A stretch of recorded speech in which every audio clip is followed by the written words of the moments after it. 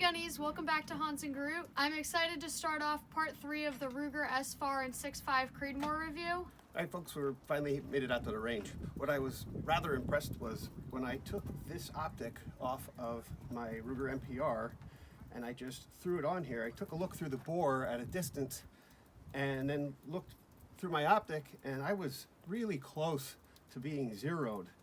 That says something about engineering when you have precision engineering that's going to go off one gun right to the other and everything's lined up perfectly. So I was kind of impressed with that. Our very first shot out of this gun, you're going to see, we're going to take it here right now. We're going to take our first shot at 50 yards and see if we're on paper, hopefully, and then we'll try to do a quick one-shot zero. As you can see, Groot has hearing protection. I don't need a deaf dog, and I don't need any comment saying that it's harmful to the dog. He doesn't generally shoot with me except when I'm shooting suppressed or he's at a reasonable distance. Today we got his ear protection on. In fact, I'll probably just back him up anyway. Stay back. All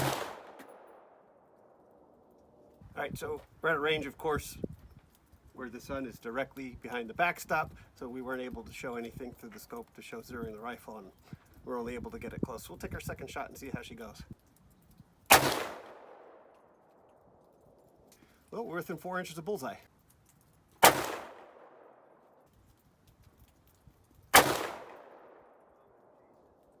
It took us 3 shots because of this horrible glare, and I had to shoot funny with my hand here, keep the sun out of my eye. I didn't wear a hat today. And we're on zero with 3 shots.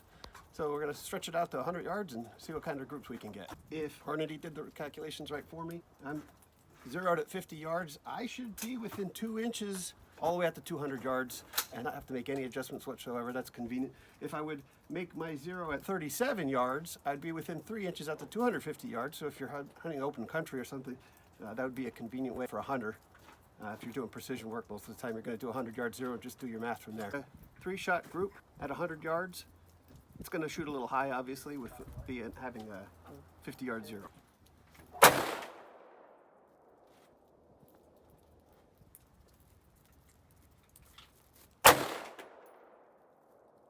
That's our first 3. We'll take a walk down in a minute and see what she does. The recoil is far less than I expected. I think that brake works great. Plus, the full rifle length gas system generally is supposed to decrease your recoil a little bit. And we have a little extra weight slapped on there. Plus the full mag kind of tames it a little bit. 1-shot zero turned into a 3-shot zero because of the glare from the sun. Here's our first round, and then because it was hard to cover the glare and move the turrets, there's the first, second, and third shots trying to zero. So I just left it there because that looked pretty good. I wasn't even going to shoot a group at 50. Let's see what we got at 100. So here we're about an inch, and that's with me pulling one.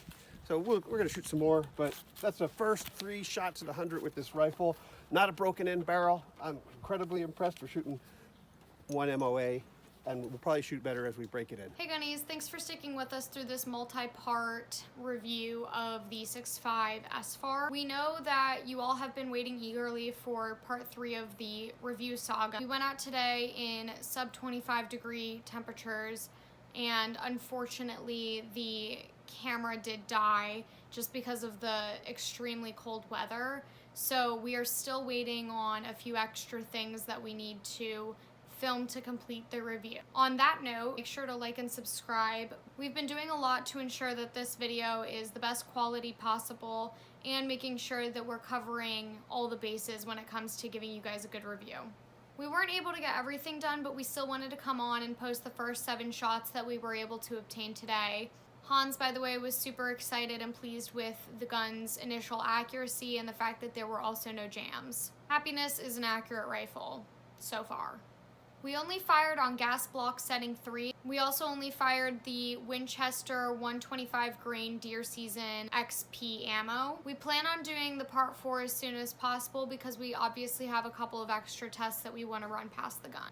We'll shoot groups with a couple different ammo brands. We'll get chronograph data. We're going to perform the patented peanut recoil test. Lastly, we're also going to compare it to our Ruger MPR in 5.56. And we are also comparing it to the Ruger American Predator that is also in 6.5 Creedmoor. Thanks to everybody who's been watching and supporting the channel. Thanks to Randy at the Handgunner for getting us the SFAR so fast. Thanks to Tony for the trigger scale in part 2. Lastly, thanks to Matt and Mike who were at the range today and were super accommodating with us filming while we were there. We'll see you soon. We promise that part 4 is worth the wait.